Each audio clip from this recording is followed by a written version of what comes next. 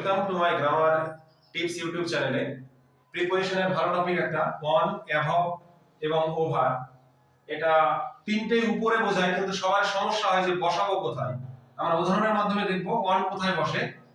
The boy is standing on the bench. বেঞ্চের উপরে দাঁড়িয়ে আছে ছেলেটা।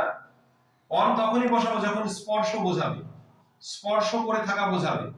বইটি টেবিলের উপর আছে। The book is on the table, অর্থাৎ বইটা টেবিলকে স্পর্শ করে আছে।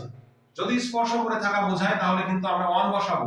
তাই the boy is standing on the bench, বেঞ্চের উপরে দাঁড়িয়ে আছে, মানে পাটা তার বেঞ্চের উপরে ঠিক আছে, স্পর্শ করে আছে, সেই কারণে কিন্তু উপরে বোঝালো, কিন্তু অন হলো। ওভার কখন বসে?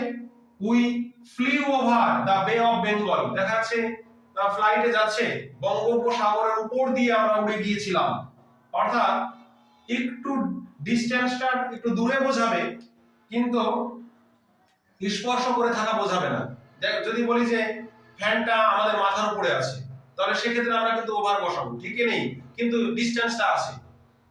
সেই কারণেই ফ্লাইটে উড়ে গিয়েছে বঙ্গোপসাগরের উপর দিয়ে, অনেক একটু উপরে কিন্তু স্পর্শ করে নেই, তখন আমরা ওভার ব্যবহার করব।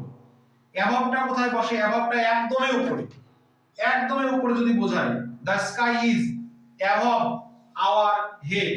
আকাশটা কি আমাদের মাথার উপরে আছে, অনেক মাইল দূরে আছে। তাহলে যদি ডিসটেন্সটা বেশি থাকে তখন কিন্তু অ্যাবভ বসবে, ডিসটেন্সটা যদি অল্প থাকে তাহলে ওভার বসবে, আর যদি অন স্পর্শ করে থাকা বোঝায় তখন অন বসবে। তাহলে আশা করি আমার এই টিপসটা তোমরা বুঝতে পেরেছো। ভিডিওটি কেমন লাগলো অবশ্যই কমেন্ট বক্সে জানাবে, শেয়ার করবে এবং প্রয়োজন মনে হলে সাবস্ক্রাইব করে দেবে। ধন্যবাদ।